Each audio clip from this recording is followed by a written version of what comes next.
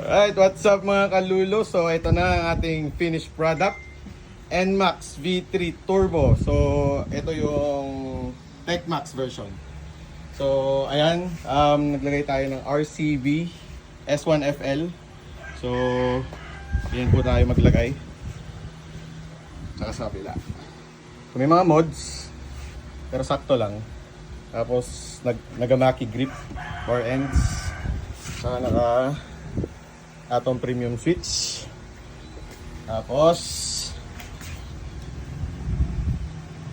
JVT titanium shocks, front shocks, RCB 4-pot, at saka RCB na big disc.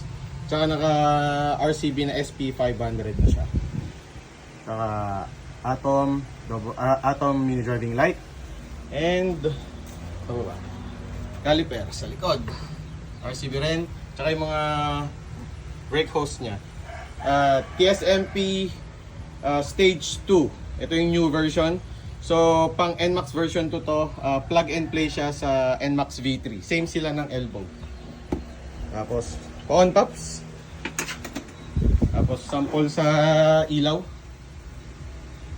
White mo. Yan.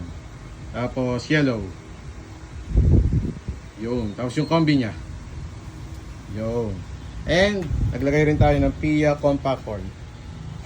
Alright. So, ayan na. Yung finished product. Mga 48 hours lang naman na pinagpuyatan ko yan. Sa kakabaklas lang ng kaha. So, all goods na po. NMAX V3 Turbo. NMAX Turbo. TechMax. Only here at Luluworks. #1.